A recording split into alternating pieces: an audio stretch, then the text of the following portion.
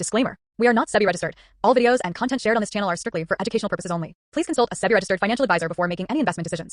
Trading and investing involve risk. This is not financial advice. Hello friends, എല്ലാ കൂട്ടുകാർക്കും SK trading സോണിലേക്ക് സ്വാഗതം. നമുക്ക് വരുന്ന ആഴ്ചയിൽ മാർക്കറ്റിൻ്റെ ജസ്റ്റ് ഒരു ഔട്ട്ലുക്ക് നമുക്ക് നോക്കാം. അതുപോലെ നിഫ്റ്റി സ്മോൾ ക്യാപ്പിൻ്റെ ചാർട്ടിലോട്ട് പോവാം. അതുകൂടാതെ ഒന്ന് രണ്ട് സ്റ്റോക്കുകൾ നമുക്ക് പരിചയപ്പെടാം. അതിന് തന്നെ നിഫ്റ്റിയുടെ ചാർട്ടിലോട്ട് പോയി കഴിഞ്ഞാൽ നമുക്ക് കഴിഞ്ഞ ആഴ്ചയിൽ നമ്മൾ പറഞ്ഞിരുന്നു ആ ഒരു റെസിസ്റ്റൻസ് ഏരിയയാണ് എന്നുള്ളത്. നല്ലൊരു വലിയൊരു റെഡ് ക്യാൻഡിലായിരുന്നു കഴിഞ്ഞ ദിവസം ഫോം ചെയ്തത്. നമുക്ക് നോക്കാം എങ്ങനെയായിരിക്കും എന്നുള്ളത്. കഴിഞ്ഞ ദിവസം US മാർക്കറ്റൊക്കെ നല്ലൊരു ക്ലോസിംഗ് ആണ് നടത്തിയത്. അപ്പോൾ അതുകൊണ്ട് ഗിഫ്റ്റ് നിഫ്റ്റി 25,000 അടുത്താണ് ട്രേഡ് ചെയ്യുന്നത്. ചിലപ്പോൾ മിക്കവാറും നാളെ ഒരു ഗ്യാപ്പ് അപ്പ് ഉണ്ടാവാനുള്ള സാധ്യത ഉണ്ട്. 25,000 മുകളിലൊക്കെ സസ്റ്റെയിൻ ചെയ്യുകയാണെങ്കിൽ നമുക്ക് വീണ്ടും മാർക്കറ്റിലോട്ട് നല്ലൊരു ഒരു മൂവ്മെന്റ് പ്രതീക്ഷിക്കാം. അതായത് 25,300 എബോവ് പോയാലാണ് മാർക്കറ്റ് വീണ്ടും ഒരു ബുള്ളിഷ് സൈഡിലോട്ട് പോകുള്ളൂ. കാരണം ഒരു മേജർ റെസിസ്റ്റൻസ് ആണ് ഈ ഒരു റേഞ്ച്. അതിനുശേഷം വരുന്ന റേഞ്ച് എന്ന് പറഞ്ഞു കഴിഞ്ഞാൽ 25,700 ആ റേഞ്ചിനടുത്താണ്. അപ്പോൾ ഇതാണ് നിഫ്റ്റിയുടെ ഒരു ചാർട്ട് നോക്കിയിട്ട് നമുക്ക് ഇതൊന്നും. അതുപോലെ തന്നെ നമ്മുടെ സ്മോൾ ക്യാപ്പിൻ്റെ ചാർട്ടിലോട്ട് വന്നു കഴിഞ്ഞാൽ സ്മോൾ ക്യാപ്പ് നോക്കി കഴിഞ്ഞാൽ നമുക്ക് നിഫ്റ്റിയുടെ അത്രയ്ക്ക് ഒരു വീക്ക്നെസ് ഇല്ല. ക്യാൻഡിൽ നോക്കിയാലും അത്രയ്ക്കുള്ള ഒരു വീക്ക്നെസ് വന്നിട്ടില്ല. പക്ഷേ ഇതിൽ നമ്മൾ പറഞ്ഞ പോലെ ഈ 17,950 മുകളിൽ സസ്റ്റെയിൻ ചെയ്താലാണ് സ്മോൾ ക്യാപ്പിൽ നമുക്ക് നല്ലൊരു മൂവ്മെൻറ്റ് കിട്ടാനുള്ള സാധ്യതയുള്ളൂ, സ്മോൾ ക്യാപ്പ് സ്റ്റോക്കുകളിലൊക്കെ. അപ്പോൾ ഈ രണ്ട് ചാർട്ടുകൾ നിങ്ങൾ എപ്പോഴും അനലൈസ് ചെയ്തുകൊണ്ടിരിക്കുക. കാരണം നമുക്ക് സ്മോൾ ക്യാപ്പിലൊക്കെ എൻട്രി എടുക്കുന്ന ആളുകൾ എപ്പോഴും ഈ സ്മോൾ ക്യാപ്പിൻ്റെ ചാർട്ടുകൾ എപ്പോഴും അനലൈസ് ചെയ്ത് അതിന് നല്ല ബ്രേക്ക് ഔട്ട് ഉണ്ടോ, അതുപോലെ ബുള്ളിഷ് ആണോന്നൊക്കെ നമ്മളെപ്പോഴും വാച്ച് ചെയ്യേണ്ടതാണ്. അതുപോലെ നമുക്ക് ഒന്ന് രണ്ട് സ്റ്റോക്കുകൾ കൂടി നമുക്ക് നോക്കാം. നമ്മളൊരു ബൈസൽ റെക്കമെൻഡേഷൻ അല്ല, ഒരു എഡ്യൂക്കേഷൻ പർപ്പസിനാണ് വീഡിയോ ചെയ്യുന്നത്. അപ്പോൾ നിങ്ങൾ ആ രീതിയിൽ മാത്രം വീഡിയോസ് കാണാൻ ശ്രമിക്കാം. അപ്പോൾ ആദ്യത്തെ ഒരു സ്റ്റോക്ക് TPL പ്ലാസ്റ്റെക് ലിമിറ്റഡ് എന്ന് പറഞ്ഞൊരു സ്റ്റോക്കാണ്. ഈ സ്റ്റോക്ക് കഴിഞ്ഞ ദിവസം ഒരു 2% മുകളിലൊരു മൂവ്മെൻറ്റ് ഉണ്ടായിരുന്നു. ഇപ്പോൾ ഈ ഒരു സ്റ്റോക്കിൻ്റെ ചാർട്ട് നോക്കിക്കഴിഞ്ഞാൽ നമുക്കിത് ഒന്നും മനസ്സിലാവുന്നില്ല. കാരണം ഡെയിലി ചാർട്ടാണിത്. നമ്മൾ ഈ ഒരു സ്റ്റോക്കിനെ നമുക്കൊരു മന്ത്ലി ക്യാനിലോട്ട് മാറ്റാം. മന്ത്ലി ക്യാനിലോട്ട് മാറ്റിക്കഴിഞ്ഞാൽ നമുക്ക് നല്ലൊരു ബ്യൂട്ടിഫുൾ ആയിട്ടുള്ളൊരു ചാർട്ട് നമുക്ക് കിട്ടും.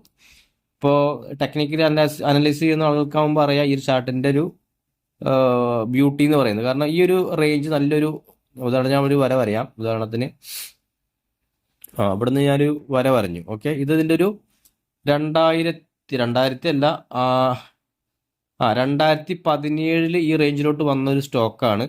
അതിനുശേഷം ഈ റേഞ്ച് ബ്രേക്ക് ഔട്ട് നടന്നത് ഏകദേശം 2024 ഈ റേഞ്ച് ബ്രേക്ക് ഔട്ട് നടന്നത്. കാരണം ഈ ബ്രേക്ക് ഔട്ട് നടന്നതിന് ശേഷം ഈ ഒരു സ്റ്റോക്ക് നോക്കിക്കഴിഞ്ഞാൽ നല്ലൊരു മൂവ്മെന്റ് കിട്ടിയിട്ടുണ്ട്. ഏകദേശം ഒരു 80% അടുത്തൊരു മൂവ്മെന്റ് ഈ ഒരു സ്റ്റോക്കിൽ വന്നിട്ടുണ്ട്. അതിനുശേഷം വീണ്ടും സ്റ്റോക്ക് നല്ല രീതിയിൽ കറക്റ്റായി കണ്ടില്ല, നല്ല രീതിയിൽ കറക്റ്റായി ഒരു കൺസോൾട്ടേഷൻ വന്നു. കറക്റ്റായിട്ട് നമ്മളെ പറഞ്ഞ ആ ഒരു സപ്പോർട്ട് അവസാനത്തെ ട്രെൻഡ് ഞാനിവിടെ ഒരു സോണാണ്, നമ്മൾ എപ്പോഴും ഒരു സോൺ പോലെയാണ് നമ്മൾ ഇതിനെ കണക്കൂട്ടുന്നത്. കാരണം കറക്റ്റായിട്ട് ഒരു പോയിന്റിലാവില്ല. അപ്പോൾ ഈ ഒരു സോണിലാണ് ബ്രേക്ക് ഔട്ട് നടന്നത്. അപ്പോൾ എക്സാക്ട്ലി ആ സ്റ്റോക്ക് കണ്ടു വീണ്ടും താഴത്തോട്ട് വന്നു. അതേ റേഞ്ചിൽ തന്നെ സ്റ്റോക്ക് സപ്പോർട്ട് എടുത്തിട്ടുണ്ട്. മിക്കവാറും നമ്മളെപ്പോഴും ടെക്നിക്കൽ അനാലിസിസ് ഒക്കെ പഠിക്കുമ്പോൾ നമുക്കറിയാം നല്ലൊരു ബ്രേക്ക് ഔട്ട് റേഞ്ച്, അതിൻ്റെ നല്ലൊരു റെസിസ്റ്റൻസ് ഏരിയ ബ്രേക്ക് ഔട്ട് നടന്നു കഴിഞ്ഞാൽ ആ ഒരു റെസിസ്റ്റൻസ് പിന്നെ അതിൻ്റെ നല്ലൊരു മേജർ സപ്പോർട്ട് ആയിരിക്കുന്നത്. ഒന്നാമത് മന്ത്ലി ക്യാൻഡിലാണ്. അപ്പോൾ അതുകൊണ്ട് അതിൻ്റെ സപ്പോർട്ട് വളരെ സ്ട്രോങ് ആയിരിക്കും. ഇപ്പോൾ നോക്കിക്കഴിഞ്ഞാൽ ആ ഒരു സ്റ്റോക്കാണ് അതിന് താഴേക്ക് പോയി കണ്ടു ഇതുവരെ താഴത്തോട്ട്. പക്ഷേ മന്ത്ലി ക്ലോസിങ് എപ്പോഴും അതിൻ്റെ മുകളിലാണ്. ഇപ്പോൾ അവസാനത്തെ ക്യാൻഡിൽ നോക്കിക്കഴിഞ്ഞാലും കണ്ടില്ല നല്ലൊരു പുഷിങ് വരുന്നുണ്ട്, ബയേഴ്സിൻ്റെ ഒരു പുഷിങ്. അവസാനത്തെ ക്യാൻഡിൽ നോക്കിക്കഴിഞ്ഞാൽ ഇതിൻ്റെ വിക്ക് കണ്ടില്ല ഭയങ്കര താഴത്തോട്ടാണ്. അപ്പോൾ ഇവിടെ നല്ലൊരു ബൈയിങ് ഈ സ്റ്റോക്കിലോട്ട് വരുന്നുണ്ട്.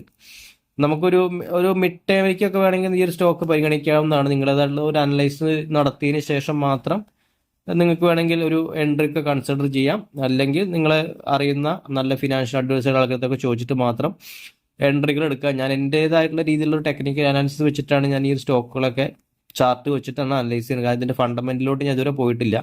അപ്പോൾ ഇതിൻ്റെ ഫണ്ടമെന്റൽ എങ്ങനെയാണെന്നും എനിക്കറിയില്ല. ഞാൻ വെറും ചാർട്ടിൽ മാത്രം നോക്കിയിട്ടാണ് ഞാൻ ഈ എൻട്രികൾ കണ്ടുപിടിക്കുന്നത്. അപ്പോൾ അതിൻ്റെതായിട്ടുള്ള പരിമിതികളുണ്ടാവും. നിങ്ങളെപ്പോഴും ഫണ്ടമെന്റലും കൂടി നോക്കിയിട്ട് മാത്രം എൻട്രികൾ എടുക്കുന്നതായിരിക്കും കുറച്ചുകൂടി നല്ലത്. ടെക്നിക്കലി നോക്കുകയാണെന്ന് പറഞ്ഞാൽ അതിൻ്റെ മേജർ റെസിസ്റ്റൻസ് ആണെന്ന് ബ്രേക്ക് ചെയ്തു. ഏകദേശം ഒരു 80% മുകളിൽ സ്റ്റോക്ക് മൂവ് ചെയ്തതിനു ശേഷം വീണ്ടും കറക്റ്റ് ചെയ്തിട്ട് വീണ്ടും അതേ റേഞ്ചിൽ തന്നെ വന്ന് നല്ലൊരു സപ്പോർട്ട് എടുക്കുന്നുണ്ട്. അപ്പോൾ ഈ രീതിയിൽ വേണമെങ്കിൽ നമുക്ക് കുറച്ച് ക്വാണ്ടിറ്റി ഒക്കെ ഈ റേഞ്ചിൽ നിന്ന് മേടിച്ച് ഇതിന് താഴെ ഒരു മന്ത്ലി ക്ലോസിംഗ് ബേസിൽ സ്റ്റോപ്പ് ലോസ് വെക്കാം. കാരണം ഇപ്പോൾ ഒരു 67 ഒരു മന്ത്ലി ക്ലോസിംഗ് ഇതിൽ വെച്ച് കഴിഞ്ഞാൽ നമുക്ക് വരുന്ന ഒരു ഉദാഹരണത്തിന് ഇപ്പോൾ ഈ കറന്റ് മാർക്കറ്റ് പ്രൈസിൽ തന്നെ നമുക്ക് വരികയാണെന്ന് ലോസ് എന്ന് പറഞ്ഞാൽ ഒരു 15% സ്റ്റോപ്പ് ലോസ് നമുക്ക് ഇതിൽ വെക്കേണ്ടി വരും. നമ്മൾ പറഞ്ഞ പോലെ മിഡ് ടേമിലേക്കാണ് ഹോൾഡ് ചെയ്യാൻ താല്പര്യമുള്ളവർക്കാണെങ്കിൽ ഒരു 14-15% സ്റ്റോപ്പ് ലോസ് ഉണ്ട്. പക്ഷെ നമുക്ക് ഇതിലേക്ക് ഒരു 30% ഒക്കെ ഈസി ആയിട്ട് ഒരു 104 വരെയൊക്കെ പോകാനുള്ള ടാർഗറ്റ് നമുക്ക് ഇതിലേക്ക് എടുക്കാവുന്നതാണ്. അപ്പം ഞാൻ ഇതിൻ്റെ ഒരു എൻട്രി ഞാൻ പറയില്ല, ഞാൻ ജസ്റ്റ് അതിൻ്റെ ഒരു ട്രെൻഡ് ലൈൻ വരച്ചിട്ട് കാണിക്കാം. ആണോ, ഇതിൻ്റെ നല്ലൊരു ട്രെൻഡ് ലൈനാണ് ഈ റേഞ്ചാണ്, ഇതിൻ്റെ ഏറ്റവും ഹൈ പോയ റേഞ്ചാണ്. ഇവിടെ നമുക്ക് കറക്റ്റായിട്ട് ട്രെൻഡ് ലൈൻ വരച്ച് കഴിഞ്ഞാലും ഒരു ബ്രേക്ക് ഔട്ട് നടന്ന പോലെ നമുക്ക് കാണുന്നുണ്ട് ഇല്ലേ.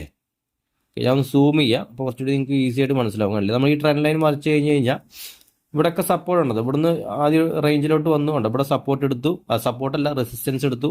അതിനുശേഷം ഇവിടെ വന്നുകൊണ്ട് ഇവിടെ നിന്നും റെസിസ്റ്റൻസ് എടുത്തു. അതിനുശേഷം ഈ റേഞ്ച് നിങ്ങൾക്ക് ഒന്ന് സൂം ചെയ്ത് നോക്കി കഴിഞ്ഞ് കഴിഞ്ഞാൽ ഒരുപാട് തവണ ഉണ്ട് ഇവിടെ വന്നു ഉണ്ട്, ഈ റേഞ്ചിൽ വന്നു. അതിനുശേഷം ഈ സ്റ്റോക്ക് ഉണ്ട്, ഈ റേഞ്ചിൽ വന്ന് ഇവിടുന്ന് റെസിസ്റ്റൻസ് ആയിരുന്നു, മേലോട്ട് പോകാൻ പറ്റിയില്ല. പക്ഷെ അവസാനം ഈ റേഞ്ചിൽ നിന്ന് ഒരു ബ്രേക്ക് ഔട്ട് നടന്നുണ്ട്. നോക്കിക്കഴിഞ്ഞാൽ 1 ഡേ ക്യാൻഡൊക്കെ നോക്കിക്കഴിഞ്ഞാൽ അതിൻ്റെ മുകളിലോട്ട് കയറിയിട്ടുണ്ട്. അതുപോലെ തന്നെ താഴത്തോട്ട് വോളിയം നോക്കിക്കഴിഞ്ഞാലും വോളിയം കഴിഞ്ഞ കമ്പയർ ടു കുറച്ച് ദിവസങ്ങളിൽ അപേക്ഷിച്ചിട്ട് നല്ലൊരു വോളിയം കയറി വരുന്നുണ്ട്. അപ്പോൾ ഈ രീതിയിലാണ് നമ്മൾ എൻട്രികൾ ഇങ്ങനത്തെ സ്റ്റോക്കുകളിൽ കണ്ടുപിടിക്കുക. നമ്മൾ ഫണ്ടമെന്റൽ നോക്കിയിട്ട് ഒരിക്കലും എൻട്രി കണ്ടുപിടിക്കാൻ പറ്റില്ല. നമ്മൾ എൻട്രി കണ്ടുപിടിക്കണമെങ്കിൽ എപ്പോഴും ചാർട്ടിൽ നോക്കിയിട്ട് ടെക്നിക്കലായിട്ട് മാത്രമേ നമുക്ക് എൻട്രി കണ്ടുപിടിക്കാൻ പറ്റുള്ളൂ. അപ്പോൾ അതുകൊണ്ട് ഞാൻ കൂടുതലായിട്ടും ടെക്നിക്കലിൽ ഫോക്കസ് ചെയ്യുന്നതും. എൻ്റെ വീഡിയോസ് നോക്കിക്കഴിഞ്ഞാൽ നിങ്ങൾക്കറിയാം ഫണ്ടമെന്റൽ അനാലിസിസോ അങ്ങനെയുള്ള പരിപാടികളൊന്നും അധികം ഉണ്ടാവില്ല. കൂടുതലായിട്ടും ഞാൻ ചാർട്ടുകൾ അനലൈസ് ചെയ്യുക, അതിനുള്ള എൻട്രി എക്സിറ്റ് കണ്ടുപിടിക്കുക എന്നുള്ള ഒരു മെത്തഡാണ് ഞാൻ പൊതുവെ ഉപയോഗിക്കാറ്.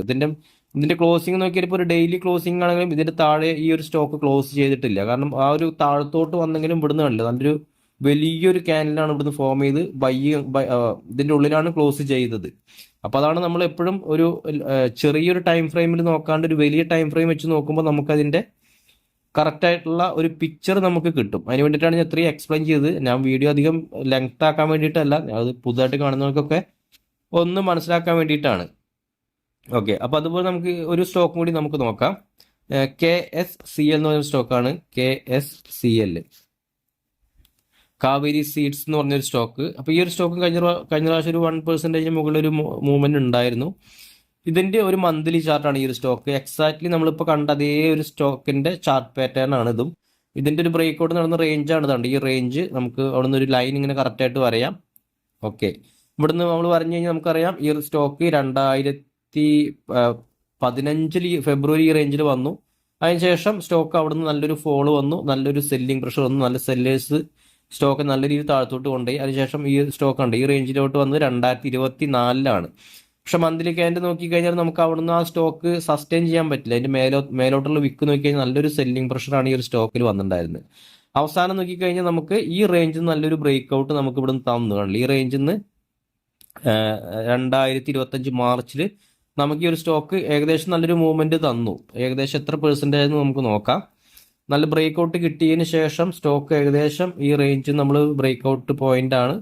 ഇവിടുന്ന് ഏകദേശം നമുക്കൊരു 46% ഒരു റിട്ടേൺ ഈ ഒരു സ്റ്റോക്ക് ആ ബ്രേക്ക് ഔട്ട് നല്ല രീതിയിൽ സസ്റ്റെയിൻ ചെയ്തപ്പോൾ തന്നു. ഇപ്പം നോക്കിക്കഴിഞ്ഞാൽ നമുക്കറിയാം വീണ്ടും ആ ഒരു നമ്മളിപ്പോൾ കുറച്ച് മുമ്പ് എക്സ്പ്ലെയിൻ ചെയ്ത അതുപോലെ തന്നെയാണ് നമ്മുടെ മേജർ റെസിസ്റ്റൻസ് ആണ് ഈ ഒരു റേഞ്ച് എന്നുള്ളത്. ആ മേജർ റെസിസ്റ്റൻസ് ആയിരിക്കും പിന്നെ നമ്മൾ സപ്പോർട്ടായിട്ട് ഇങ്ങനത്തെയുള്ള സ്റ്റോക്കുകളിലൊക്കെ ആക്ട് ചെയ്യുക. ഇപ്പം എക്സാക്ട്ലി നോക്കിക്കഴിഞ്ഞാൽ ഒരു മന്ത്ലി ക്യാൻഡിൽ നിങ്ങൾക്ക് നോക്കിക്കഴിഞ്ഞാൽ നല്ലൊരു ബുള്ളിഷ് ക്യാൻഡിലാണ്.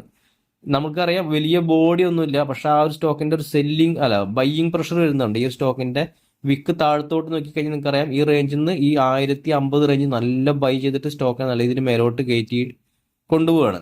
അപ്പം നമുക്ക് ഈ ഒരു സ്റ്റോക്ക് നല്ല സപ്പോർട്ടായിട്ട് ആക്ട് ചെയ്യാനുള്ള ഒരു സാധ്യത ഉണ്ട്. അപ്പോൾ ഇതുപോലെ തന്നെ നമുക്ക് ഈ ഒരു സ്റ്റോക്ക് ഉണ്ട് ഈ റേഞ്ചിന്റെ ഒക്കെ താഴെ നമുക്ക് ഈ ഒരു മന്ത്ലി ക്യാൻഡിന്റെ താഴെയൊക്കെ സ്റ്റോപ്പ് ലോസ് വെച്ചിട്ട് ഒരു 1030 സ്റ്റോപ്പ് ലോസ് നമുക്ക് വെച്ചിട്ട് വേണമെങ്കിൽ ഒരു ഷോർട്ട് ടൈമിലേക്ക് കൺസിഡർ ചെയ്യാവുന്ന ഒരു സ്റ്റോക്കാണ്. ഇപ്പോൾ ഏകദേശം നമുക്ക് വരുന്ന സ്റ്റോപ്പ് ലോസ് ഒരു 10% സ്റ്റോപ്പ് ലോസ് വരുന്നുണ്ട്. നമുക്കൊരു 20% ടാർഗറ്റ് വെക്കാം. കണ്ടോ, 20% എന്ന് പറഞ്ഞാൽ 1396 1400 രൂപ ഒക്കെ നമുക്ക് പ്രോഫിറ്റ് എടുക്കാൻ പറ്റുന്ന ഒരു സ്റ്റോക്കും കൂടിയാണ്. ഞാൻ പറഞ്ഞ പോലെ എഡ്യൂക്കേഷൻ പർപ്പസിനുള്ള വീഡിയോസ് ആണ്. അപ്പം നിങ്ങൾ നിങ്ങളുടേതായിട്ടുള്ള രീതിയിൽ മാത്രം എൻട്രികൾ പരിഗണിക്കാൻ ശ്രമിക്കുക. ഞാൻ ടെക്നിക്കലി നോക്കിയിട്ടാണ് ഈ റേഞ്ചുകളൊക്കെ പറയുന്നത്. ഓക്കെ, അപ്പോൾ എന്താ പറയുക, നിങ്ങൾക്ക് പേപ്പർ ട്രേഡിംഗ് ഒക്കെ വേണമെങ്കിൽ ചെയ്ത് നോക്കാവുന്നതാണ്. പുതുതായിട്ട് വരുന്ന ആളുകൾക്ക് റിയൽ മണി ഉപയോഗിക്കാണ്ട് പേപ്പർ ട്രേഡൊക്കെ നമ്മൾ പറഞ്ഞ റേഞ്ചുകളിലൊക്കെ ഒന്ന് വാങ്ങി നോക്കുക. അതിനുശേഷം നമ്മൾ പറയുന്ന എൻട്രികളിലോട്ട് വരുന്നുണ്ടോ എന്നൊക്കെ നിങ്ങൾക്ക് വേണമെങ്കിൽ ചെക്ക് ചെയ്യാവുന്നതാണ്. അപ്പോൾ നിങ്ങൾക്ക് കൂടുതൽ ഈസി ആയിട്ട് മനസ്സിലാക്കാനും പറ്റും.